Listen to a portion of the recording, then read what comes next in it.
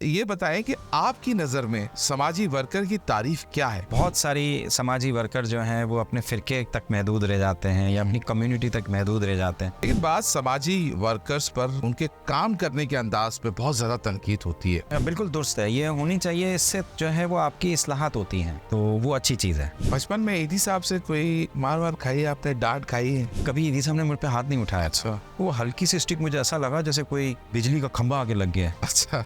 मैं शौक में रह गया, मेरी आवाज़ ही बंद हो गई। बैरियर टाउन के जो मालिक हैं मलिक रियाज साहब, उन्होंने आपको ईदी फाउंडेशन चलाने के लिए मुआवनत की पेशकश की और आपने उसको ठुकरा दिया? हमने इनसे चेक ले लिया था, हमने डिपॉजिट करा दिया था। मैंने अगले दिन जो है वो इनसे पूछा भी नहीं, उसी अमाउंट का चेक काटा और जिस अकाउंट से आया था उसी अकाउंट में वापस ट्रांसफर कर दिया। कोरोना के दौरान जो है वज़ीर आज़म के रिलीफ फंड में एक चेक दिया था। उस चेक देने के ऊपर जो है सोशल मीडिया पर बहुत ज्यादा आपके ऊपर तनकीद हुई। अपोजिशन जमातों के कारकुनों ने बहुत ज्यादा इसमें, जितने भी नून लीग है, पीपल्स पार्टी है, उनके साथियों ने इसको बहुत ज्यादा तनकीद की। कोई हादसा होता है, कोई साने होता है, मुख्तलिफ रेस्क्यू इदारे की टीमें पहुंचती हैं। लाशों को उठाने के लिए जो है वो जितने इदारे वहाँ होते हैं उनके एहलकार आपस में लड़ते हैं बाकायदा, और उसकी फुटेजेस मौजूद हैं। ये थोड़ी सी ऐसी चीज है कि इसमें पब्लिसिटी मकासद के लिए भी चीजें हो रही हो। कभी बचपन में देखा ईदी साहब की और बिल्किस ईदी साहिबा के दरमियान कोई लड़ाई हुई? बहुत होती थी, हम भाग जाते थे। अच्छा। मम्मी की कान में कोई डाल दे कि फला लड़की ईदी साहब के पास ज्यादा जाती है, फिर वो लड़ाई, फिर वो लड़की हटे। आप पीपल्स पार्टी को पसंद करते हैं? सबसे ज्यादा अगर मैं मजबूर हो जाऊं कि अगर किसी पार्टी को सपोर्ट करना तो पीपल्स पार्टी को। ऐसी क्या वजह है? इसमें जो है ना मजहबी तासुब नहीं है इस पार्टी के अंदर, लिबरल है। कराची के साथ इंसाफ होता हुआ नजर आता है आपको? कराची में जिस कराची को लड़ना पड़ेगा। अच्छा। नस्ली बुनियाद पे नहीं, हकूक की बुनियाद।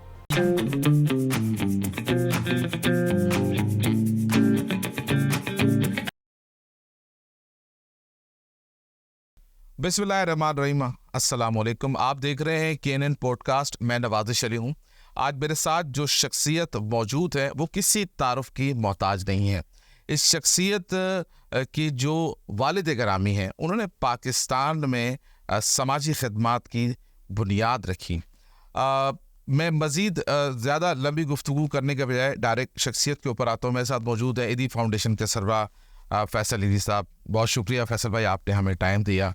फैसल साहब, सबसे पहले ये फरमाइएगा कि ईदी फाउंडेशन इस वक्त 2024 में कितने शोबाजात में खिदमात सरअंजाम दे रहा है? शोबाजात की गिनती तो मेरे पास नहीं है, लेकिन तकरीबन 17-18 के करीब जो है वो मुख्तलिफ सर्विसेज हैं जो हम प्रोवाइड कर रहे हैं मुख्तलिफ सेक्शंस के लोगों को।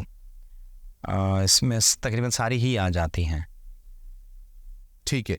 अच्छा, ये फरमाइएगा कि इस वक्त जो ईदी फाउंडेशन है वो जो मुल्की मुआशी सूरत हाल है, तो उसको किसी किस्म की कोई माली मुश्किलात का सामना है? और दूसरे ये बताएं इसका बजट कितना है और कितने वर्कर्स हैं और क्या मुश्किलात आपको आ रही हैं? माली मुश्किलात का सामना बिल्कुल कह सकते हैं कि है हमें। इसकी मैं वजह बताऊं आपको। चंदे में हमारी इस वक्त ठीक है, इतना कमी नहीं आई है, लेकिन बल्कि थोड़ा सा इंक्रीज़ भी हुआ है। लेकिन एक चीज़ मैं आपको ज़रूर बताऊंगा कि आज से 2 साल पहले, 2.5 साल पहले हम जो महीने का राशन ख़रीदते थे हमारे ईदी होम्स के लिए, जिसमें तकरीबन 4-4.5 हज़ार के करीब लोग रहते हैं कराची में, सिर्फ वो राशन आता था हमारा 30 लाख रुपए का, 35 लाख रुपए का। आज वही राशन जो है वो 80 लाख रुपए का आता है। अच्छा। हाँ, 25 लाख, 30 लाख, 28 लाख, थोड़ा थोड़ा बढ़ता रहा, लेकिन पिछले 2 सालों में बहुत इसने जंपे लिए हैं और अब 80 लाख क्रॉस कर रहा है। रमज़ानों में थोड़ा ज़्यादा ही होता है, 15-20 लाख रुपए का हम ज़्यादा चीज़ें लेते हैं। तो मैं आम राशन की बात कर रहा हूँ, तो वो तकरीबन 70-80 लाख को क्रॉस कर चुका है वो। और चंदा तकरीबन उस जितना था उससे थोड़ा सा इंक्रीज़ हुआ है। तो कहने का मकसद है कि चंदा तो इंक्रीज़ हुआ है, लेकिन उस पैसे की वर्थ कम हो गई है, उसकी वैल्यू कम हो गई है। इन्फ्लेशन पाकिस्तान में बहुत ज़्यादा तेज़ी से जो है वो बढ़ रहा है, पैसे की वैल्यू कम हो रही है। अफराते ज़र जिसे कहते हैं, नोटें बहुत छाप रहे हैं और आमदनी के कोई ज़राए नहीं है पाकिस्तान में। आमदनी ज़राए बढ़ाना भी नहीं चाहते, ये पता नहीं किस तरीके से सिस्टम को चलाते हैं। ऐसा मुल्क जहाँ पे इतनी बदहाली है, माशी बदहाली है। दुनिया के बड़े बड़े मुल्क, जो दुनिया की बड़ी बड़ी ताकत है, उनके पास 17-18 मिनिस्ट्रियाँ होती हैं, हमारे पास 50-50 मिनिस्ट्रियाँ हैं। मतलब हमारी अपर क्लास को नवाजने के लिए इनके पास पैसा है, लेकिन गरीब आवाम को जो है वो सर्व करने के लिए पैसा नहीं है रियासत के पास। तो आप समझते हैं कि जो माशी जो सूरत हाल है उसकी वजह जो समाजी खिदमात है उस पर असर पड़ रहा है? बिल्कुल पड़ रहा है। और अपने बजट की बात की, हमारा अभी 2022 का हमने कंप्लीट किया है, तकरीबन 8 अरब रुपए के करीब जो है वो हमारा ओवरऑल एक्सपेंस है अच्छा, पूरे पाकिस्तान का, अच्छा, सारी सर्विसेज का। ठीक है। और कितने और अब 2023 में ये इंक्रीज़ होगा क्योंकि इन्फ्लेशन ने, मुझे लगता है 2023 में ये 10 अरब के करीब जाएगा, ये 10 अरब के करीब जाएगा।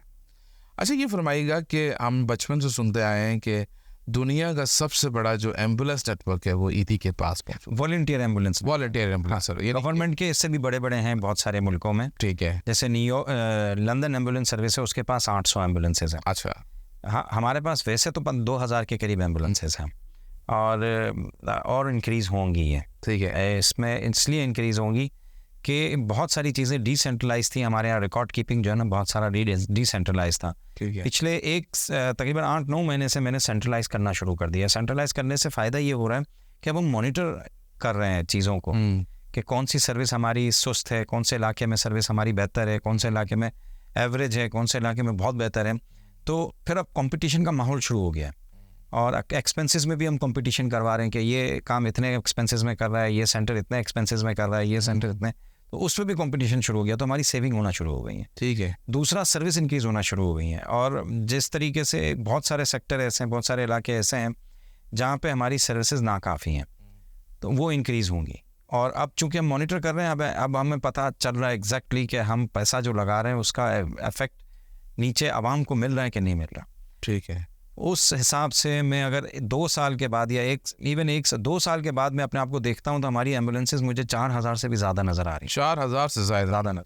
तो ये जो पेट्रोल प्राइसेस दिन ब दिन ऊपर जाता है, कैसे सर्वाइव कर रहे हैं आप? सर्विस महंगी होती है हमारी। लोग बेचारे, पे तो लोग ही नहीं करना है, हम प्रॉफिट नहीं लेते, लेकिन अखराजात तो हमें पूरे करने हैं, अपने रनिंग एक्सपेंसेस हैं। तो इसके अलावा एम्बुलेंस एक्सीडेंट है या कोई इमरजेंसी, उसमें फ्री होती है, लेकिन वो इतनी नहीं होती। और हम तब भी, हमारी जो एम्बुलेंस सर्विस है वो आप समझ लें कि 25%, 30% लॉस पे चल रही होती है। पहले तो 50% तक लॉस पे चल रही थी, उसको काफ़ी हद तक मैंने कंट्रोल करने की कोशिश की है। और जब से पेट्रोल महंगा हुआ ना पिछले 1.5-2 सालों से, उसकी वजह से लॉस बढ़ा था, तो हमने सर्विसेज की कीमत बढ़ाई, एम्बुलेंस सर्विस की। तो गरीब बेचारे परेशान तो हैं, अब हर जगह से ही परेशान है गरीब तो। अच्छा फैज़ल भाई, ये आप खबरें भी देखते होंगे, आप इर्द गिर्द भी आपने देखा होगा, लोग खुदकुशियाँ कर रहे हैं, समाजी मसाइल बढ़ गए हैं, बच्चियों की शादियां नहीं हो रही हैं, लोग सियासी मसाइल भी आपके सामने, क्या कहते हैं आप बोल के? पाकिस्तान में इंतहा पसंदी बहुत रही है। इंतहा पसंदी में लोग जो है वो, एक तो बर्दाश्त कम होती है चीज़ों की, और इसकी वजह से सोसाइटी में बहुत सारी खामियां पैदा होती हैं। अब हमारे यहाँ खुदकुशियों का जो रुझान है माशी बदहाली की वजह से तेज़ होता जा रहा है। लोग बर्दाश्त नहीं कर पाते चीज़ें, अपने बच्चों को परेशानी में नहीं देख पाते। बच्चे जो है वो डिमांड ज़्यादा कर रहे होते हैं, क्योंकि पहले एक चीज़ बच्चे को मिल रही है, आप नहीं देंगे, वो ज़िद करता रहेगा, लड़ता रहेगा, रोएगा, ज़िद्दें करेगा। तो आदमी के ऊपर पहले से ही इतने पीयर प्रेशर्स होते हैं, कारोबार के लिहाज से, जॉब के हवाले से, हर जगह से, स्कूलिंग के हवाले से, हर जगह रेट बढ़ रहा है। जैसे जैसे इन्फ्लेशन बढ़ रही है तो इस पर कुछ लोग बेचारे कूप नहीं कर पाते हैं, वो बहुत ज़्यादा दिमागी असर ले लेते हैं और इसमें वो गलत कदम उठा लेते हैं, अपने बच्चों को भी मार देते हैं या अपने आप को मार देते हैं। ये खुदकुशियाँ हमारे इलाके में बहुत हो रही थी, पिछले दिनों हमने नोट की थी। और रुझान भी जो है वो, अगर हम सालाना, हमारे सारे रिकॉर्ड हमारे पास नहीं होते, लेकिन जो रिकॉर्ड है हमारा सालाना रिकॉर्ड आप देखेंगे, उसमें खुदकुशियों की बढ़ती जा रही है जो रेट है, नंबर ऑफ खुदकुशीज़ जो हैं जिनको हमारी एम्बुलेंस सर्विस रेस्क्यू करती है या सर्विस प्रोवाइड करती है, तो बढ़ते जा रहे हैं और ये माशी बदहाली की वजह से है। ठीक है। अच्छा, चूँकि पाकिस्तान में अगर देखा जाए तो समाजी खिदमात की जो का तस्वुर है वो ईदी साहब ने मुतारिफ कराया, और मतलब कई सालों तक जो है लोग उन्हीं को देखकर, अभी मैं कहूँगा कि बहुत सारे समाजी वर्कर होंगे जो ईदी साहब को देखते उन्हें फॉलो करते होंगे, खामोश। मैं खुद हूँ। आप खुद है। तो ये बताएं कि आपकी नज़र में समाजी वर्कर की तारीफ क्या है? सिंपल तारीख ये है कि जो समाज के लिए काम करे, जो मुश्तरका मफाद के लिए काम करे, वो समाजी वर्कर होता है। जो इज्तिमाइयत के लिए काम करे, सबके लिए काम करे। अगर इसमें बहुत सारी समाजी वर्कर जो हैं वो अपने फ़िरके तक महदूद रह जाते हैं या अपनी कम्युनिटी तक महदूद रह जाते हैं, उनको समाजी वर्कर कह तो सकते हैं, लेकिन वो तासुब की उसमें अगर आप देखेंगे ना तो ऐसा है आपको लगता है? हाँ, बिल्कुल। फ़िरकों की बुनियाद पे आपकी बहुत सारी NGOs बनी हुई हैं। अच्छा। हाँ, कम्युनिटी की बुनियाद पे बहुत सारी NGOs बनी हुई है, वो अपने कम्युनिटी से बाहर ही नहीं निकलते। तो आप इस बात को गलत समझते हैं कि जो कम्युनिटी बेस्ड जो NGOs हैं और जो इदारे हैं उनका तरीका गलत है? ये अंग्रेज़ों का तरीका है। अच्छा। Divide and rule. ओके। लोगों को लड़वाओ, पहले तकसीम करो, मज़हब की बुनियाद पे तकसीम करो, लसानियत की बुनियाद पे तकसीम। इससे पहले हमारे यहाँ इतनी तकसीम नहीं थी, हमारे सीधे साधे लोग थे। ये अंग्रेज़ों के ईस्ट इंडिया कंपनी ने जो ना हमारे लोगों को बहुत शैतान बना दिया, बहुत शातिर, शैतान, मुनाफाखोर। इससे पहले हमारे लोग बहुत सिंपल थे और हमारी तारीख़ पूरी मस्क कर दी इन्होंने, हमारी तारीख़ ख़राब कर दी, हमें आने नहीं दी। अव्वल तो हमारे यहाँ तारीख़ लिखने का रिवाज भी बहुत कम था। सही है। जो तारीख़ हमें मिली है उससे हमें चीज़ें मिलती हैं, नज़र आती हैं। हमारी सोसाइटी बहुत पीसफुल थी, बहुत पुरअमन थी। हम लोग जंगो जदल, खून खराबे पे यकीन नहीं रखते थे। इसकी सबसे बड़ी मिसाल हम सब कॉन्टिनेंट के लोग जो है ना, 3000 साल की जो नून तारीख़ है, इसमें कभी भी हमने फ़ौजें सब कॉन्टिनेंट से बाहर नहीं भेजी हैं। सही है। बाहर की फ़ौजें अंदर आई हैं लूट मार करने के लिए। आपस में लड़ते रहे हम आपस में लड़ते हैं, लेकिन वो भी लिमिटेड, वक्ती और लिमिटेड। वो आपस की रंजिशें होती हैं, वो एक कंपटीशन होता है। ठीक है। तो वो अपनी जगह ठीक है। आपस की यहाँ पे बादशाहतें होती हैं, वो भी आपस में लड़ती हैं, क्योंकि आम आदमी नहीं लड़ता, अपर क्लास लड़ती है। अपर क्लास जवाब पैदा करती है, उसको एक्सपेंड करना होता है, उसको ज़मीन पे कब्ज़ा करना होता है, दूसरों के वसाइल पे कब्ज़ा करना होता है। तो वो कभी मज़हब को इस्तेमाल करती है, तो कभी लसानियत को इस्तेमाल करती है। तो लोगों में एनर्जी लाने के लिए ना कुछ तो चाहिए ना, कि सामने जो है वो सब दूसरे फ़िरके का है या दूसरे मज़हब का है, हमने इसकी जगह पे कब्ज़ा करना है। हालांकि पहले इस बुनियाद पे लड़ाई नहीं होती थी। सही है। पहले बादशाह सिर्फ एक्सपेंड करते थे कि हमारी सल्तनत को बढ़ा करना। ठीक है। अच्छा, आपने आजकल हाल फिलहाल में आपने देखा होगा, इदी साहब ने तो कई सालों तक जो है वो कौम की खिदमत की, आप भी कर रहे हैं, लेकिन बाद समाजी वर्कर्स पर माशरती तौर पे बहुत ज़्यादा तनकीद होती है, उनके इक़दामात पे, उनके काम करने के अंदाज पे बहुत ज़्यादा तनकीद होती है। इसको आप कैसे देखते हैं? क्या ये दुरुस्त बात है? नहीं, बिल्कुल दुरुस्त है, ये होनी चाहिए। इससे जो है वो आपकी इस्लाहात होती हैं, पता चलता है। बाज़ औक़ात तनकीद की जो वजह होती है वो वही तासुब होता है, तो वो अच्छी चीज़ है कि अगर मुझे फ़िरके की बुनियाद पे अगर कोई तनकीद कर रहा है, अगर मुझे कोई लसानियत की बुनियाद पे तनकीद कर रहा है, तो इसका मतलब मेरा काम अच्छा चल रहा है। तो कुछ लोग गई तो ये जो बाज़ औक़ात आपकी अपनी खामियां भी होती हैं, तो वो तनकीद फिर आपकी इस्लाह के लिए बहुत बेहतर रहती है। सही है। तो आप ये समझते हैं तनकीद जारी रहनी चाहिए ताकि इस्लाह के लिए ज़रूरी जो ज़रूरी है, ताकि पता चलता रहे कि आप कहाँ पे खड़े हैं। ब्यूरोक्रेसी हर जगह होती है, तो हमारे यहाँ भी बढ़ जाती है, तो फिर हमें अपने तरीक़ों से करना पड़ता है कंट्रोल। पुराना इदारा हुआ ना। ठीक है। अच्छा, ये फरमाइएगा कि बचपन में ईदी साहब से कोई मार खाई है आपने? डांट खाई है? डांट तो कम, एक दफ़ा मार खाई थी। अच्छा, किस बात पर? वक्त तो पता नहीं है, लेकिन क्या मतलब महीने कौन से चल रहे थे, लेकिन मम्मी ने जो है ना ईदी साहब को मना किया था फैसल को पैसे नहीं देना खर्च करने के लिए। अच्छा। तो मैं ईदी साहब से 50 रुपये मांग रहा था, क्योंकि मेरे कुछ दोस्त थे बाहर खड़े हुए थे। मैंने कहा ईदी साहब मुझे 50 रुपये दें, हम जाएंगे, बोतलें पियेंगे, पार्टी शार्टी करेंगे, घूमेंगे फिरेंगे। हमारा यही होता था, यहाँ से बोतल पी ली, वहाँ जाके कोई चॉकलेटें खा ली, मतलब जो होती थी अंटा ये वो, या ज़्यादा था कहीं फिल्म देखने सिनेमा में चले जाते थे। लेकिन वो मैं छोटा था उस वक्त, हम फिल्म नहीं देखते थे। तो बोतलें पी ली, कहीं जगह खड़े हो गए, कोई लॉटरी की टिकटें ले ली, तो उसमें कोई चीज़ जीत गए तो हमने मतलब खुश हो गए। हाँ। तो ये छोटी मोटी चीज़ें थी। तो ईदी साहब को मम्मी ने मना किया था। मैंने कहा ईदी साहब मुझे 50 रुपये दे। ईदी साहब ने मना किया, नहीं दूंगा। मम्मी मना करके गई, बिगड़ जाऊँगा। हाँ, 50 रुपये में क्या हो जाएगा। उस वक्त बोतल जो है वो 2 रुपये 3 रुपये की होती थी, 4 रुपये की होती थी। तो ईदी साहब ने, मैंने 2-3-4 दफ़ा इसरार किया, मना करते रहे। फिर वो चारपाई ईदी साहब की जो पड़ी हुई थी ना, उस पर वो स्टिक नहीं होती जो बड़ी उम्र के लोग लेके चलते, वो लटकी भी थी, वो पड़ी भी होती है हमारे ऑफिस में, लेने आते हैं तो ईदी साहब दे देते थे। तो ईदी साहब ने मुझे डांटा थोड़ा थोड़ा, वो स्टिक उठाई और मेरे यहाँ पे हल्का सा मारा। कभी ईदी साहब ने मुझ पर हाथ नहीं उठाया था। वो हल्की सी स्टिक मुझे ऐसा लगा जैसे कोई जो है वो बिजली का खंभा आगे लग गया है। अच्छा। मैं शौक में रह गया, मेरी आवाज़ ही बंद हो गई। और मुझे इतने दिनों तक वो बात याद रही कि यार ईदी साहब ने कभी किसी दिन मेरे पे हाथ नहीं उठाया। आज ये हल्की सी लकड़ी लगाई है मुझे, लेकिन वो इतना असर कर गई कि आज तक मुझे याद है, आज तक मुझे याद है वो। तो डांट वाट भी पड़ती थी? हाँ, डांटते भी नहीं थे। अच्छा, आपके ख्याल में, चूंकि आप ईदी साहब की आदत थी, हाँ सही हो जाएगा, रहने दो, छोड़ दो, हाँ ठीक है, जाने दो, अभी हाँ सही हो वक्त के साथ जो है वो ठीक हो जाएगा। बेटा नहीं क्या करो, बस इससे ज़्यादा नहीं। आपके ख्याल में जो ईदी साहब है, उन्हें ईदी साहब बनाया किसने है? ईदी साहब की वालदा ने। अच्छा। ईदी साहब की वालदा इनको 2 पैसे देती थी जब वो स्कूल जाते थे। सही है।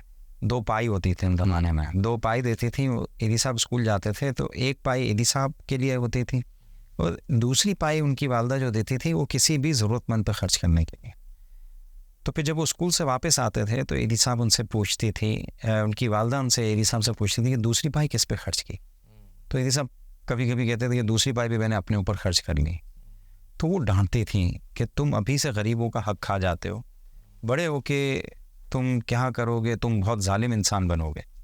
तो ईदी साहब के दिल में वो चीज़ घर कर गई। अच्छा। जैसे मुझे लकड़ी लगी ना, तो वो बात घर गई कि ईदी साहब के सामने मैं जिद नहीं करूँगा। तो वो घर गई और सारी ज़िंदगी फिर इनका एक ही जहन बन गया कि दूसरों के लिए काम करना है। मम्मी ने मुझे जो है वो डांटा है कि मैं दूसरों का हक खा जाऊंगा, दूसरों के लिए करूँ नहीं, मतलब जालिम बनूंगा, तो बस अब मुझे दूसरों के लिए काम करना। तो वो वहीं से ईदी साहब के जहन में बैठ गया। तो वो इंडिया में थे, बाटवा हमारा गांव था गुजरात में, तो वहीं से ईदी साहब ने काम करने शुरू कर दिए थे बहुत सारे बुज़ुर्गों के लिए, जो बेचारे बेघर बुज़ुर्ग होते हैं, बीमार होते हैं, उनकी मदद करना, उनको खाना देना, उनकी मदद, उनको मस्जिद तक पहुंचा देना या किसी ऐसी जगह जहाँ पे वो जा रहे हों। तो ये चीज़ें उन्होंने शुरू कर दी थी उस ज़माने में, खुद से ही पैदा हो गई, सिर्फ माँ की बात की वजह से। ठीक है। अच्छा, ये फरमाइएगा कि ऐसा ये बात दुरुस्त है कि ईदी साहब के इंतकाल के बाद बैरियर टाउन के जो मालिक हैं, मलिक रियाज साहब, उन्होंने आपको ईदी फाउंडेशन चलाने के लिए मुआवनत की पेशकश की और आपने उसको ठुकरा दिया? नहीं, ईदी साहब के इंतकाल के वक्त नहीं, ईदी साहब जिंदा थे और इनके ऑफिस से फ़ोन आया जब हमारे मीठादर ईदी सेंटर में एक डकैती हो गई थी। हाँ, डकैती हुई थी। तो इन्होंने कहा कि हम आपको 5 करोड़ रुपए देना चाहते हैं, उसके रेम्यूनरेशन के आपका नुकसान पूरा हो जाए। तो मैंने इनसे एक शर्त रखी थी, क्योंकि रियाज मलिक जो है ना वो मुतनाज़ा शख्सियत हैं मुख्तलिफ़ कामों के हवाले से, क्योंकि इन पे बहुत सारे तनकीदें भी हैं। वो तो कामयाब तरीन आदमी है, वो पहिए लगाने में कामयाब तरीन आदमी है फाइल के नीचे, लेकिन मुतनाज़ात हैं, उनके ऊपर बहुत सारे तनकीदें हैं कि जिस तरीके से इन्होंने ज़मीनें हासिल की हैं उसमें बहुत सारे लोगों के साथ ज़्यादतियाँ हुई हैं। मैंने इनको कहा कि ठीक है, हम आपका चंदा ले लेंगे, लेकिन आप पब्लिसिटी नहीं करोगे। अच्छा। जो कि उन्होंने की, पिस कमिटमेंट की। हाँ, इन्होंने फिर पब्लिसिटी की, इन्होंने इनके सोशल मीडिया और नेटवर्क पे और मुख्तलिफ चैनल्स पे जो है वो न्यूज़ चलवाई। अच्छा। मैंने अगले दिन जो है, हमने इनसे चेक ले लिया था, हमने डिपॉजिट करा दिया था, मैंने अगले दिन जो है वो इनसे पूछा भी नहीं, मैंने उसी अमाउंट 5 करोड़ रुपए थे, उसी अमाउंट का चेक काटा और जिस अकाउंट से आया था उसी अकाउंट में वापस ट्रांसफ़र कर दिया। अच्छा। उनको जाके भी नहीं दिया कि वो डिपॉजिट नहीं कराएंगे, हमने खुद ही डिपॉजिट करा दिया। तो उनकी तरफ से कोई रद्द-ए-अमल आया? मतलब उन्होंने कुछ दोबारा पूछा कि भाई हमने आपको पैसे दिए थे? कुछ समझ गए वो? हाँ, वो समझ गए, उनको याद था कि हमें वापस, आप पब्लिसिटी नहीं करेंगे, क्योंकि हम नहीं चाहते थे कि ये मुतनाज़ा पैसा हमें मिले और हमारे लिए जो है, मतलब पैसा तो खैर हमें मिल गया था, लेकिन लोग हमारे पर तनकीद करें, क्योंकि हम खुद भी तनकीद करते रहे थे जो है वो रियाज मलिक के ऊपर, मुख्तलिफ़ चीज़ों के ऊपर। तो उसने मिसकमिट किया, मैंने वापस कर दिया। इसके बाद फिर ईदी साहब के मरने के बाद हमारे चंदे में कमी हुई। अच्छा। उसमें भी उन्होंने 2.5 करोड़ रुपए की प्लेज की। अच्छा। कि हम आपको इतनी गाड़ियां दिला देंगे, तो वो भी मैंने माजरत कर ली, उन्होंने वो पैसे नहीं भेजे। अच्छा, आप जब रास्ता किया तो मैंने कहा नहीं, हमें नहीं चाहिए, आप हमारे लिए दुआ करें, वही बहुत है। ठीक है। अच्छा, पिछले दौरे हुकूमत में आपने जो है वो कुछ आलात की दरामद और के हवाले से टैक्स छूट की और ईदी यूनिवर्सिटी के चार्टर के हवाले से कुछ कोशिशें की, वो मामला कहाँ तक पहुँचा है? नवाजिश भाई, ये पिछले जो नवाज शरीफ का दौर था, फिर जो है वो इमरान खान का दौर आया, उसमें हमने ईदी फाउंडेशन बहुत सारी चीज़ें इंपोर्ट करता है हमारी अपनी बहुत सारी सर्विसेज चलाने के लिए। तो उस पर उन्होंने टैक्स लगाना शुरू कर दी है फेडरल गवर्नमेंट। ये कितने साल से हो रहा है? अब तो तकरीबन 7 साल हो गए। 7 साल से हो रहा है। हाँ, 7 साल हो गए। पहले यानी आप भी कह रहे हैं ईदी फाउंडेशन मतलब जितने भी, इससे पहले टैक्स नहीं लगता था। तो ये तमाम फाउंडेशन एनजीओस पे लगता है या सिर्फ ईदी फाउंडेशन पे लगता है? दूसरी एनजीओस का मुझे नहीं पता, लेकिन हम पे लगना शुरू हो गया। तो ये किस किस्म का सामान है? जिस एम्बुलेंस हमारी आती थी, ओके, तो उस पे एक गाड़ी पे जो है वो 7-7, 8-8 लाख रुपए, वो जापानीज वाली जो होती हैं, चाइनीज चाइनीज, अच्छा ठीक है, चाइनीज मंगवाते हैं। जापानीज भी उसमें कुछ आई थी, तो उस पे टैक्स लगना शुरू हो गया, जो कि मतलब हम 50 गाड़ियाँ एक साथ मंगवाते हैं, 30 गाड़ियाँ मंगवाते हैं, तो 1.5, 2-2, 3-3 करोड़ रुपए हमें जो है ना वो पैसे देने पड़ते थे। अच्छा, एक कंसाइनमेंट के ऊपर। ये अमाउंट चली गई थी 17-18 करोड़ तक। अच्छा, वो मैंने इमरान खान से जब मुलाकात की थी, जिसकी आप पूछने भी वाले हैं सवाल, तो उनसे मैंने ये रिक्वेस्ट करनी थी और उन्होंने रिक्वेस्ट भी की कि हम बहुत ज़्यादा टैक्सेस देते हैं, वो हमें आप वेव कराएं और जो हमने पिछले दिए हैं 15, 16, 17 करोड़ के, वो रिटर्न करवाएं। अच्छा, तो शुरू में जो है वो उन्होंने पहचाना नहीं, वो दूसरे किसी और से बात कर, पहचाना कैसे नहीं? जैसे हम दोनों बैठे हुए ना, तो 2 दूसरे लोग साथ में बैठे हुए थे, उनको जानते होंगे तो उन्हीं से बात कर रहे थे, तो मेरा चेहरा शायद वाकिफ नहीं होगा, तो मेरे से बात ही नहीं की, वो उन्हीं से बात करते रहे। हमारी मीटिंग शायद मुश्किल से 7-8 मिनट की थी। इसके बाद वो खड़े होके खुदाफिज करके जाने लगे, तो वो जो साथ थे उन्होंने कहा, फैसल ईदी साहब से तो मिले आप? तो फिर अच्छा फैसल, तुम कैसे हो, ये बाकी सब खैरियत है? मैंने कहा सर खैरियत तो है, लेकिन आपको हम बहुत सारा टैक्सेस देते हैं, वो मुझे वापस करवाना है। अच्छा, हाँ ठीक है, ये मेरे सेक्रेटरी हैं, वो कोई आज़म करके था, आज़म खान, वो अपनी शख्सियत का बंदा था कुछ। अच्छा, हाँ, मज़ा नहीं आया मुझे उससे मिलने का। तो आज़म खान को मेरे साथ डायरेक्ट कर दिया, उनको कहा कि आप इनसे मस्त डिस्कस कर लें चीज़ें ना। वो मुझे लेके गया, हाँ मैं देखूंगा फिर ख़त्म, वो कुछ नहीं हुआ। हाँ नहीं, वो बंदा भी मुझे समझ नहीं आया, वो बंदा अजीब आदमी था। और यूनिवर्सिटी के चार्टर का भी कोई मामला है? चार्टर की भी बात की थी, तो चार्टर के लिए हमने उनसे रिक्वेस्ट की थी, वो जो लेटर मैंने दिया था उसका रिस्पांस तो नहीं आया, लेकिन फिर हमने फॉलोअप भी नहीं किया, क्योंकि हम बहुत सारी दूसरी चीज़ों में उलझ गए थे। एक तो पैंडमिक रूज पे चला गया था मुख्तलिफ जगहों पे, और दूसरे और सारे मसाइल भी थे, और जो है वो चीज़ें थी, अब चीज़ों में बहुत उलझ गए थे, बहुत सारे काम आ गए थे, तो फिर माशी बदहाली, फिर जंगें, ये सब चीज़ें सब साथ साथ चल रही थी। ठीक है। अच्छा, ये जब आपने कोरोना के दौरान जो है वज़ीर आज़म के रिलीफ फंड में एक चेक दिया था, उस चेक देने के ऊपर जो है सोशल मीडिया पर बहुत ज़्यादा आपके ऊपर तनकीद हुई। हाँ, अपोजिशन जमातों के कारकुनों ने बहुत ज़्यादा, अच्छा, आप इमरान खान को पसंद नहीं करते थे। अच्छा, इसमें जितने भी नून लीग है, पीपल्स पार्टी है, उनके साथियों ने इसको बहुत ज़्यादा तनकीद की। तो मैंने कहा आप क्यों कहते हो कि मैंने इमरान खान को दिया है, मैंने तो हुकूमत पाकिस्तान को दिया है। सही है। अब यहाँ पे कोई भी बैठा हुआ होता, मैं उनके साथ काम करता हूँ, और हमने काम किया है हमेशा, हर पाकिस्तान की मुश्किल वक्त में ईदी फाउंडेशन ने हुकूमत के साथ मिलकर काम किया, एज ए पार्टनर की हैसियत से, तो इसमें भी हमने काम किया है, तो वो एक टोकन मनी थी। और दूसरा, अच्छा, एक तो राब्ता भी मुझे करने थे इनसे, और सबसे बड़ी वजह जो टैक्स की, जो हमसे इन्होंने टैक्स वसूल किया था ना, वो हमें वापस करना चाहिए था, वो भी नहीं हुआ। बेसिकली इमरान खान का इशू ये था कि वो जो है वो सिर्फ बैठा हुआ था, चला कोई और रहे थे।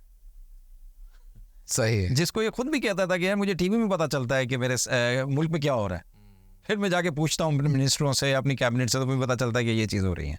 तो चला तो कोई और लॉबी रही थी, ये तो रबड़ स्टैम्प था, इस्तेमाल कर रहे थे। फिर जो है आहिस्ता आहिस्ता इसको अकल आना शुरू हुई, समझ आना शुरू हुई, तो चीज़ें हाथ से निकल गई थी। सही है। अच्छा फैसल भाई, एक अहम तरीन बात यह है कि पाकिस्तान भर में कह लें कि नदी नालों से, कचरा कुंडियों से, और कराची में बिलखसूस मैंने इस बात पर गौर किया तो एक साल के दौरान कई नौज़ायदा बच्चों की लाशें जो है वो मिलती हैं। हर महीने हमें 25 के करीब लाशें मिलती हैं सिर्फ कराची से। सिर्फ कराची? हाँ, और दूसरे इदारों को अलग, उनका फिगर भी यकीनन है। झूला वूला लगाया हुआ लोग लाते हैं क्या? यार पहले था झूले का रुझान, जिंदा बच्चे जो है वो दे देते थे। अब जो है वो जितनी भी लाशें मिलती हैं वो सब इमेच्योर होती हैं, 5वें महीने की, 6ठे महीने की। अच्छा। जब पैदा होता होगा तो यकीनन जिंदा होता होगा, फिर मर जाता है, तो ये दफन नहीं कर सकते क्योंकि पाकिस्तान में एबॉर्शन इल्लीगल है। तो जहाँ पे भी जाएंगे वो मांगते हैं डेथ सर्टिफिकेट, तो इनको फेंकनी पड़ती हैं ये लाशें। तो ये इस धंधे में कौन मुलव्वस है? मतलब ये कुछ कहीं तो इसका प्रोसीजर होता है। एक रीज़न तो इसमें यह है कि लड़कियों को नापसंद किया जाता है हमारे यहाँ पैदाइश। आप 2024 की बात कर रहे हैं आप? हाँ, लड़कियों को नापसंद किया जाता है। 2024 में जब फ्यूडलिज्म हो सकता है तो ये की चीज़ क्यों नहीं हो सकती? और ये सारी चीज़ें उससे नथी हैं, मर्दाना समाज है हमारा। तो पहले ही बहुत सारे घरानों में ऐसा होता है कि पहले ही 6-6, 7-7 लड़कियाँ होती हैं घर में। तो उसकी माँ, मतलब जो बच्चा पैदा करने वाली जो खातून होती है, उसको सांस है या शौहर है, कहते हैं कि लड़की पैदा करे ना तो नहीं लेकर आना घर में। तो पहले तो वो छोड़ के आ जाती थी, हमें दे देते थे। अब जो है वो पहले ही जाके देख लेते हैं, अबॉर्ट क्या होता है, अल्ट्रासाउंड करा के चेक कर लेते हैं कि लड़की होती है, उसको फिर अबॉर्ट करा देते हैं। पहले ही 6-6, 7-7 लड़कियां घर में हैं, हमें नहीं लड़की चाहिए, हमें लड़का चाहिए। तो एक वजह सबसे बड़ी ये है। और दूसरी, मोबाइल फ़ोन आने के बाद जो है वो हमारा ख़ानदानी सिस्टम जो है ना, उसको ज़र्ब लगी है। तो उसमें हम जैसे कहेंगे इलिजिटमेट जो है उसमें भी इजाफा। तो इस मसले का बज़ाहिर आपको हल नज़र नहीं आता, आप ऐसी लाशें उठाते रहेंगे, मतलब आपको लगता है ये? पुलिस सख्ती करे तो शायद मुमकिन। FIR वगैरह होती है इन मामलात में? अच्छा, FIR नहीं होती है? असूलन होनी चाहिए, लीगली होनी चाहिए। हमें पुलिस एक पर्ची दे देती है, ये बच्चा की लाश मिली है, आप इसको अमानतन दफन कर दें या इसके वर्षा को तलाश करें। हम फिर 4-5-6 दिन रखते हैं, कोई नहीं आता, फिर दफन कर देते हैं, सर्द खाने में रखते हैं, फिर दफन कर देते हैं। 5-6 दिन, हफ्ता दिन, 10 दिन दफन कर देते हैं। महीने में 25 मिलती है, साल की आप समझ लें 300 के करीब हर साल, सिर्फ कराची में। अब बहुत बड़ी तादाद है। अब कंट्री जाएंगे, दूसरे शहरों में जाएंगे तो उनकी अलग फिगर्स हैं। आप इसको डबल से ज़्यादा कर लें, 3 गुना कर लें, हर महीने 75 के करीब बच्चों को इस तरह मारा जाए। ठीक है, वो बचाए जा सकते हैं, जिंदा रख सके, अगर थोड़ा सा वो बोल्ड हो जाए, बच्चा पैदा कर ले। और ज़रूरी नहीं हमें दे, किसी भी बे औलाद जोड़े को दे सकते हैं। लोग तड़प रहे होते हैं बच्चों। लेकिन ये बे औलाद जोड़ों को देने का प्रोसेस भी बहुत लेंदी होता है शायद। नहीं, हमारे यहाँ नहीं है। ईजी है? हमारे यहाँ ईजी है। अच्छा, लेकिन ये कि अगर वो हम जिसको चुन लेना कि इसको देना है, तो फिर 1-2-3 साल के अंदर वेटिंग पीरियड थोड़ा लंबा होता है। अच्छा, वेटिंग पीरियड लंबा। हाँ, तो फिर उसको दे देते हैं। ठीक है। अच्छा, ये देखा गया है कि बाज़ हादसा जो बड़े हादसा होते हैं, वहाँ पर जब कोई हादसा होता है, कोई साने होता है, तो रेस्क्यू इदारे के जो मुख्तलिफ रेस्क्यू इदारे की टीमें पहुँचती हैं। फिर वहाँ पर देखा गया है कि वहाँ पे लाशों को उठाने के लिए जो है वो दोनों, तीनों, चारों, 5 और 6 जितने इदारे वहाँ के होते हैं, उनके एहलकार आपस में लड़ते हैं बाकायदा, और उसकी फुटेजेस मौजूद हैं, खबरें भी मौजूद हैं। ये इनफरादी मामला होता है या ये इदारे की पॉलिसी होती है, या कोई कमीशन का मामला होता है? नहीं, कमीशन का हमारी तरफ से मैं ये कह सकता हूँ कि कमीशन का नहीं है। अच्छा, हमारी तरफ से हम जब भेजते हैं तो कहते हैं काम करना है आपको, प्रेशर होता है। हाँ, कि आपको परफॉर्म करना है, काम करके दिखाना है, आप जा रहे जख्मियों को शिफ्ट करना है। उसमें फिर वो निचला स्टाफ जो है ना, बाज़ औक़ात करता है ये। अच्छा, हाल के मौजूद है तो हमें काम करके दिखाना है। तो आप उनको रोकते नहीं है? आपने नहीं रोकते हैं, लेकिन हम काम के लिए भी तो भेजते हैं ना, तो उनके ऊपर प्रेशर होता है काम करना, काम नहीं तो समझते काम का हिस्सा है ये जो पूरा होता है? नहीं, ये थोड़ी सी ऐसी चीज़ है कि इसमें पब्लिसिटी के, इसको हम कहेंगे कि पब्लिसिटी मकासद के लिए भी चीज़ें हो रही होती।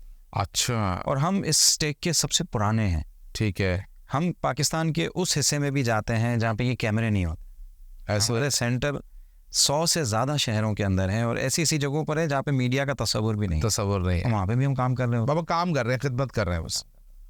तो पब्लिसिटी मकासद के लिए भी ये चीज़ें हो रही होती हैं कि टीवी की स्क्रीन पे हम देखना चाहते हैं अपने आप को, और जो असल काम करने वाला होता है वो फिर शक्लें देखता है। कॉम्पिटिटर समझते हैं किसी को अपना इस वक्त? हेल्दी कॉम्पिटिटर कोई भी नहीं है, अनहेल्दी है। अच्छा। हेल्दी कंपटीशन होता है और एक अनहेल्दी होता है। जिस अनहेल्दी जो होता है ना, वो नेगेटिव चीज़ें पैदा करता है, और हेल्दी होता है कि यार ये एरिया हम देख लेते हैं, आप यहाँ पे देख लो, हमारी एक एम्बुलेंस यहाँ खड़ी है, आपको 2 एम्बुलेंसें खड़ी करने की ज़रूरत क्या है? आप दूसरे एरिया को देख लो। डुप्लीकेशन, कंपटीशन चल रहा है, गलत किस्म का कंपटीशन, गलत किस्म का कंपटीशन। अच्छा, इसमें रिसोर्सेज ज़ाया होते हैं, डुप्लीकेशन ट्रिप्लीकेशन हो रही होती है।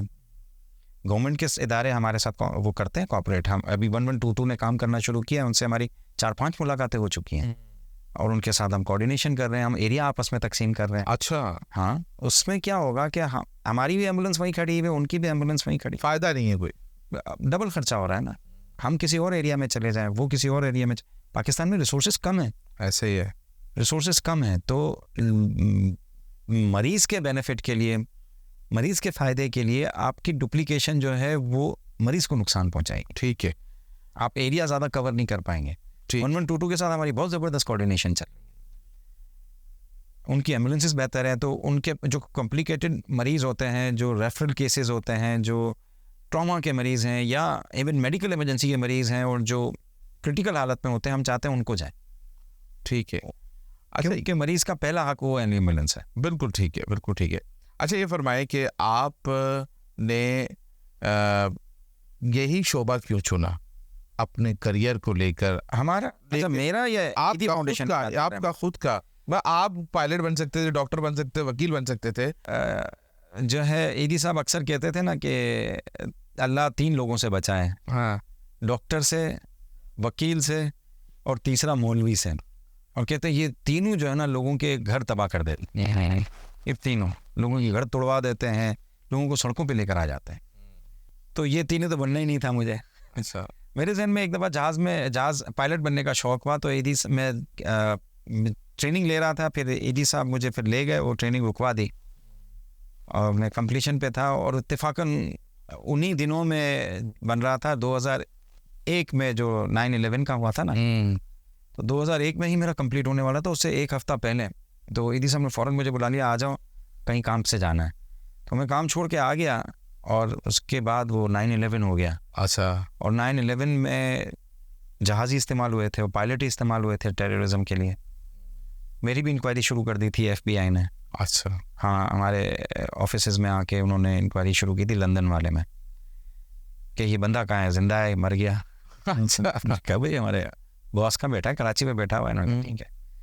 फिर जो है बहुत सारी स्कूल, जो सस्ती स्कूलें थी ना उस ज़माने में, वो सब बंद हो गई थी। अच्छा। फ्लाइंग स्कूलें थी, और फ्लाइंग इतना मुश्किल हो गया था, और मुसलमान के लिए बहुत ज़्यादा मुश्किल हो गया। अच्छा। कि बाहर आप किसी कंट्री में फ्लाइंग नहीं कर सकते थे अगर आप मुसलमान हैं तो। अच्छा। तो फिर हम फिर दूसरी चीज़ों में फिर मैं मसरूफ़ भी हो गया। फिर ईदी साहब ने बुला लिया, ये काम करो, वो काम करो, तो फिर उसमें बुलझ गए। फिर मैंने छोड़ दिया। मुझे पायलट बनने का बहुत शौक था। अभी भी मेरा बेटा कहता है, मेरा बेटा बन चुका पायलट। अच्छा। साथ वो कहता है पापा आप करो, तो शायद कर लूँगा।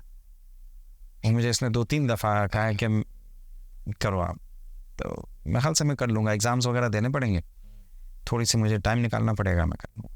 ठीक है। अच्छा, एक सवाल है, कभी बचपन में देखा ईदी साहब की और बिल्किस ईदी साहबा के दरमियान कोई लड़ाई हुई हो? बहुत लड़ाइयाँ होती थी? बहुत होती थी। किस बात पर? हम भाग जाते थे। अच्छा, लेकिन किस बात पर? बहुत सारी बातों पे। मेरे हालांकि वो तो उनका हाथ फैलाती रही हैं आखिर तक, बल्कि उनके मरने के बाद भी जो है उन्हीं का काम करती रही। होती है कुछ चीज़ें, मेरे बड़े भाई को लेते इख्तिलाफ करती थी, वो कुछ चीज़ें बच्चों के ऊपर इख्तिलाफ करती थी, बच्चों के ऊपर। ईदी साहब के कुछ ऐसी चीज़ें होती थी जो कि मम्मी की नज़रों में सही नहीं थी, तो मम्मी लड़ती थी कि इस तरह नहीं करो, मेरा बच्चा बिगड़ जाएगा, नहीं करो तो मैं करूँगा, मेरा बच्चा कहाँ जाएगा। तो उस पर इन बुनियादों पे होती थी लड़ाई। और अगर कोई शिकायत कर दे कि ईदी साहब फलां लड़की को पसंद करने लगे, उस पे हो जाती थी लड़ाइयाँ। अच्छा। हाँ, कि ये लड़की ज़्यादा क्यों बैठती है आपके पास, ये क्यों करती है काम। अच्छा, हम एक सेकंड, आप ये कह रहे हैं कि ईदी साहब के पास कोई लड़की बैठती थी तो? हाँ, हमारा स्टाफ तो अच्छा ही है ना ज़्यादातर, क्योंकि ऊपर हॉस्पिटल है, ख़वातीन का सारा मैटरनिटी होम है, तो वहीं से स्टाफ आता है काम करने के लिए। नीचे ऑफिसेज में तो जेंट्स भी हैं, लेडीज़ भी हैं, तो वो लेडीज जेंट्स ख़वातीन होती थी ऑफिस में। तो ईदी साहब मम्मी की कान में कोई डाल दे कि फला लड़की ईदी साहब के पास ज़्यादा जाती है, अब फिर वो लड़ाई, फिर वो लड़की हटे, फिर थोड़े दिनों बाद किसी और लड़की का जिक्र आ जाता था। तो हालांकि इसमें ऐसी कोई सदाकत भी नहीं होती, जाहिर है, फिर भी औरत है ना, उसके दिमाग में अगर किसी ने कोई बात डाल दी तो वो घर कट जाती है। तो आपकी शादी ज़बरदस्ती कराई गई है या लव मैरिज की है? मेरी लव मैरिज नहीं है, मेरी अरेंज है। अच्छा। हाँ, मेरी अरेंज है, लेकिन मुझे दिखाया गया था, मुझे पूछा गया, मैं राज़ी नहीं था, मैं चाहता था कि मैं पढ़ लूँ, कुछ कर लूँ। फंसा दिया आपको? नहीं, फंसाया तो नहीं, लेकिन मेरी कुछ और ख्वाहिशात थी, कि मेरी लव मैरिज की ख्वाहिशात थी। अच्छा। और मेरी जिस उम्र में, मेरी 19 साल की उम्र में शादी हुई, तो उस वक्त मेरी दिल नहीं था शादी का। मैं चाहता था कि मैं कुछ मतलब कम से कम यूनिवर्सिटी जाके पढ़ के फारिग होने के बाद करूं। तो मम्मी ने जो है वो नहीं किया, और दिल का दौरा पड़ा, और ये सारे घर में मामला, इमोशनली जो है आपको दिल का दौरा पड़ा नहीं था। अच्छा। हाँ, ये बस ये मम्मी का दिल, आपके शादी पे राजी करने के लिए फैसल की वजह से मम्मी के दिल का जो है ना, सीने में दर्द शुरू हो गई है, और मैं बहुत प्रेशर की, मम्मी को अल्लाह ना करे कुछ हो गया तो सारी ज़िंदगी मुझे कहेंगे मेरी वजह से मर गई। मैंने कहा चलो ठीक है, जो कहते हो करता हूँ। तो यूं आपकी शादी हो? तो अभी जो भाभी हैं वो आपका हाथ पाथ पटाती है? बिल्कुल बनाती है, बिल्कुल। बल्कि वो, जैसे मेरी मम्मी अच्छा काम करती थी ना, वो बहुत अच्छा और बड़े पैमाने पे काम करना शुरू कर दी। उसने अपनी टीम बना ली है। सही है। और मैं अभी और इसकी टीम को और ज़्यादा इन्हेंस कर रहा हूँ, बड़ा कर रहा हूँ।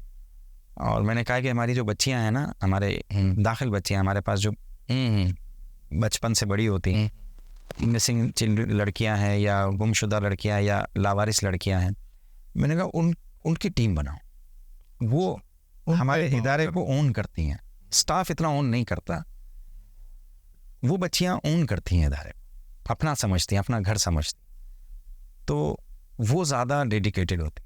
लेकिन ये उनका अलमिया ये है कि उनको फिर एक वक्त पे शादी करानी होती है, तो वो 2-3 साल हमारी टीम का हिस्सा बन जाती हैं, फिर इसके बाद उनकी शादी होती है, वो चले जाती हैं, रुखसत हो जाती है। वो करना भी है रुखसत, उनको अपने घर भेजना है। नहीं, ये बहुत बड़ी बात है। इसमें कुछ ऐसे मेरी मम्मी का इंतकाल को अभी 2 साल पूरे होने वाले हैं, 3, 4, 5, 8-10 दिन के अंदर, दूसरे हफ्ते में इंतकाल हुआ था रमज़ान की, तो इस्लामी डेट के हिसाब से 2 साल पूरे होने वाले हैं। उसमें अभी तक मेरी वाइफ जो है ना, वो 22 शादियां करा चुकी है। अच्छा। हम आप समझ लो महीने की, हर महीने एक शादी हो रही है तकरीबन, तो एवरेज। तो ये तो शाना बशाना आपके साथ 22 लड़कियों की जिम्मेदारी हमारे कंधों से उतर गई ना। सही है। हमने शादी करा दी, वो अल्लाह उनको कामयाब करे, खुश रखे, वो अपने घर को हो गई मम्मी के गुजरने के बाद। सही। और ऐसी बहुत सारी, अभी भी बहुत सारी लड़कियां हैं जो जैसे जैसे बड़ी होती जाएंगी, शादियाँ। एक आखिरी सवाल, आने वाले सालों में ईदी फाउंडेशन को कहाँ पर देख रहे हैं आप बतौर सरबराह ईदी फाउंडेशन? यार, मैं हमारी सर्विसेज को बहुत बढ़ता हुआ देख रहा हूँ, बहुत बढ़ता हुआ देख रहा हूँ। बहुत सारी नई सर्विसेज शुरू होंगी, नई डायरेक्शन शुरू होंगी, और उसमें भी मैं बढ़ता हुआ देख रहा हूँ। मतलब आप समझ ले 3 से 4 गुना बड़ा इदारा हो जाएगा अगले 5 से 10 सालों में। ठीक है। 4 गुना। अभी मिसाल के तौर पे आज के उसमें 10 अरब रुपए खर्च कर रहे हैं ना, हम जो है वो इससे 3 से 4 गुना पे जाएंगे। ठीक है। क्योंकि स्कोप बहुत है, पाकिस्तान में काम नहीं हो रहा, और पाकिस्तान में बहुत सारे लोग जो काम कर रहे हैं उससे आवाम को बेनिफिट नहीं हो रहा। हम स्किल डेवलपमेंट की तरफ जा रहे हैं, हम एजुकेशन की तरफ जा रहे हैं, हम हुनर साजी की तरफ जा रहे हैं, और हुनर साजी में भी हम इंशाल्लाह, जैसे एम्बुलेंस में काम किया है, हकीकी तो पैदा करेंगे लोग कुछ। ठीक है, हम अपना काम जारी रखेंगे। ठीक है, ठीक है। अच्छा, फैसल भाई ये फरमाइएगा कि आपका तो मुख्तलिफ सियासी कायदीन से मुख्तलिफ अदवार में राब्ता रहा है। पाकिस्तान के लिए किस पार्टी को एक बेहतर पार्टी समझते हैं जो इस मुल्क में रहने वाले जो अवाम है उनके मफादात का तहफ़्फ़ुज़ करे और उनका मयार ज़िंदगी बेहतर करे? सारी ही पार्टियों के लोगों से मेरा राब्ता यकीनन रहता है और मैं किसी भी सियासी पार्टी को इस अहल नहीं समझता कि पाकिस्तान के मौजूदा माशी और समाजी मसाइल से उसको निकाल सके।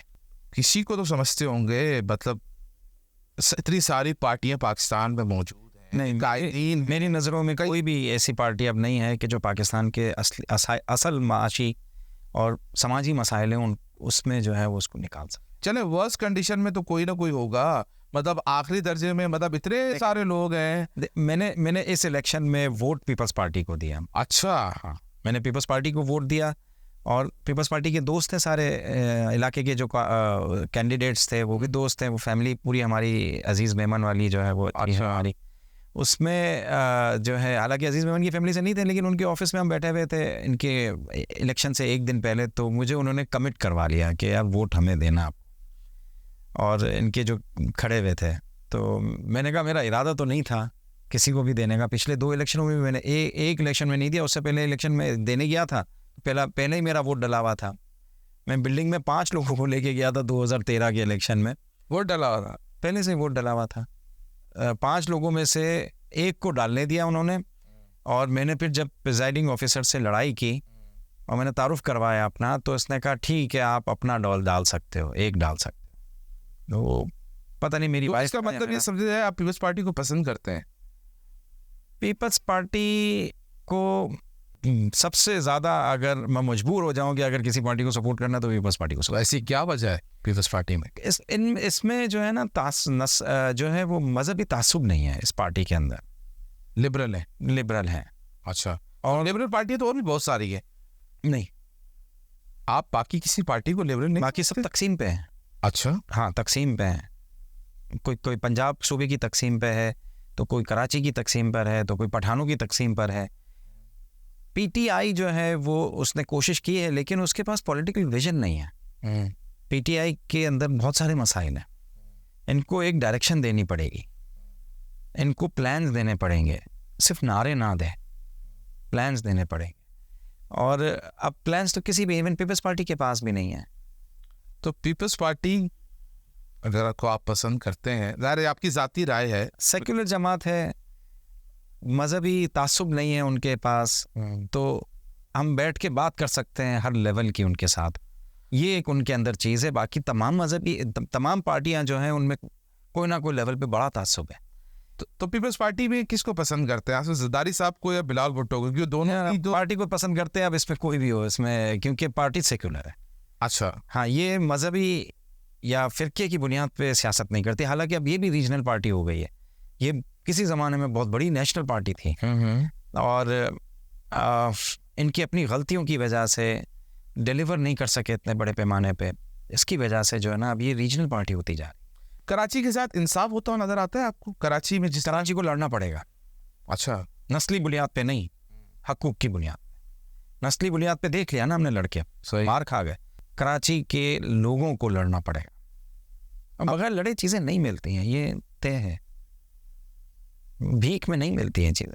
तो पीपल्स पार्टी के ऊपर तो जो उनके नाकदीन है, सियासी जो उनके नाकदीन है, वो तनकीद करते हैं कि उन्होंने तो कराची को जो है उसका हक नहीं दिया। तो आप पीपल्स पार्टी को पसंद कर रहे हैं? यार किसने कराची को सर्व किया मुझे बताया ना। सबने कराची को लूटा है, जितनी पार्टियां सबने लूटा है कराची को। बड़ी बात कर रहे हैं आप। हाँ, मैं कह रहा हूँ, किसने कराची के इदारों को मजबूत किया है? सबने खाया है, सबने लूटा है, सबने कराची की सड़कें बेची हैं, सबने हर जगह से पत्ते खाए हैं यार। किसने कराची के इदारों को मजबूत किया? आज हम गाड़ी में कहीं निकलते हैं, घंटों हमारा टाइम ज़ाया होता है। क्यों होता है? ये सारी सड़कें बिकी हुई हैं। कराची की सड़कें जो है वो सिर्फ सड़क नहीं है, वो शॉपिंग मॉल है, वो पार्किंग लॉट है, सब कुछ है, सिर्फ सड़क नहीं है। सही है। तो ये किसकी नाकामी है? ये सिटी गवर्नमेंट की नाकामी है। इसमें सभी शामिल है। सभी ने इस बहती गंगा में हाथ धोए। बिल्कुल, सबने पैसा कमाया है कराची में। तो कराची दूध देने वाली गाय है, ये कब तक दूध देती रहेगी? गाय, दूध देने वाली गाय के बारे में एक मुहावरा है कि दूध देने वाली गाय की लातें बर्दाश्त करनी होती है।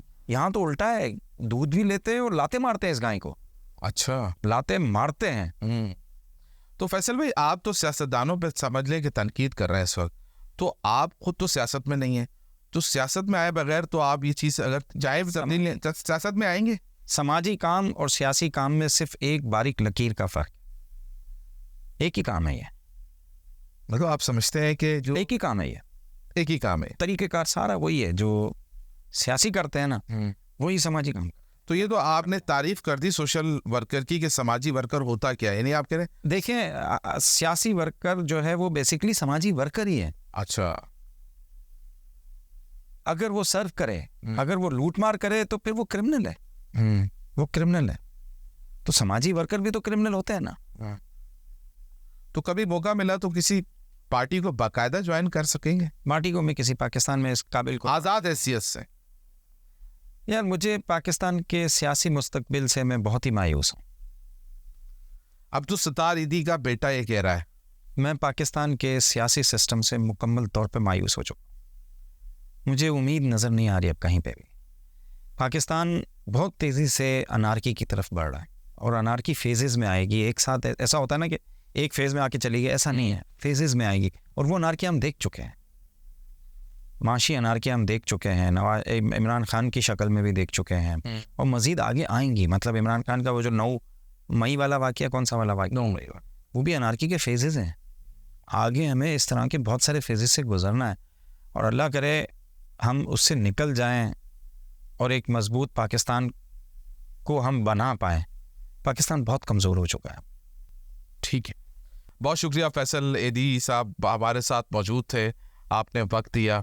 हमारे लिए खुशनसीबी की बात है कि पाकिस्तान में इतना बड़ा इदारा जो है, जो वाक़तन जो है वो समाजी गाँव में सबसे आगे, और आप ईदी साहब का जो मिशन है वो आगे लेके चलेंगे। और उम्मीद करते हैं कि आपके बाद जो है आपके साहबजादे साद ईदी जो हैं वो यकीनी तौर पर, मुझे देखता रहता हूँ कि वो इन्वॉल्व रहते हैं। ईदी बहुत ज़्यादा उसको भी शौक़ है, बिल्कुल जिस तरह ईदी साहब को मुझे शौक़ था, सेम उसी तरह, बल्कि उससे बढ़ के है, बढ़ के शौक़ है। हाँ, वो लड़ता है कि पापा ये भी करना चाहिए। पापा, मैं कहता हूँ पैसे ज़्यादा खर्च होंगे, रहने दो।